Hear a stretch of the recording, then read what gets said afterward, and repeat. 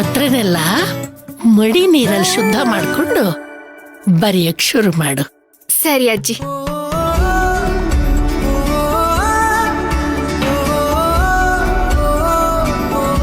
ದಾಮಿನಿ, ಬಾ ಕೂತ್ಕೋ ಬಾ.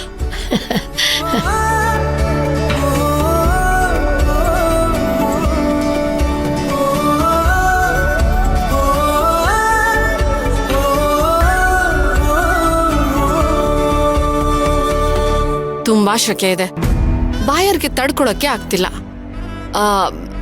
ಮಜ್ಜಿಗೆ ಮಾಡ್ಕೊಂಡ್ ಬರ್ಲಾ?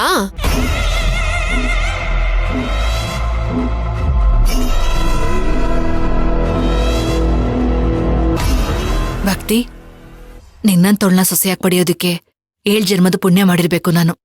ಅಷ್ಟು ದೊಡ್ಡ ಮಾತು ಯಾಕಮ್ಮ ಅವ್ರೆ?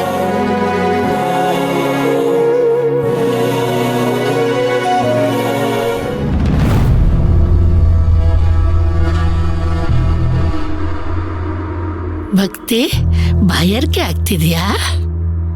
ಇಲ್ಲ ಅಜ್ಜಿ. ನೀನಿಲ್ಲ ಅಂದ್ರೆ ಎಲ್ರಿಗೂ ಅರ್ಥ ಆಗಲ್ವಾ? ನಿನ್ ಗಂಟ್ಲು ಒಣಗ್ ಹೋಗ್ತಾ ಇದೆ, ಎಲ್ರಿಗೂ ಅರ್ಥ ಆಗ್ತಾ ಇದೆ ಅದು.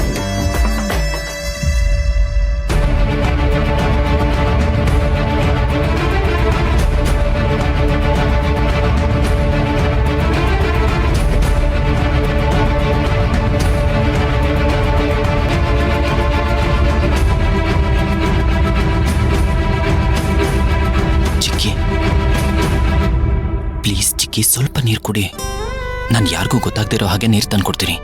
ನನ್ನ ಮೇಲೆ ಕಾಳಜಿ ಇಟ್ಟಿರೋದಕ್ಕೆ ತುಂಬಾ ಥ್ಯಾಂಕ್ಸ್. ನಾನು ಹೇಳೋದೇನಕ್ಕೆ ಅರ್ಥ ಆಗ್ತಿಲ್ಲ ನಿನಗೆ? ವ್ರತ ಮುಗಿಯೋ ತನಕ ಈ ರೀತಿ ತಪ್ಪು ಮಾಡೋ ಹಾಗಿಲ್ಲ.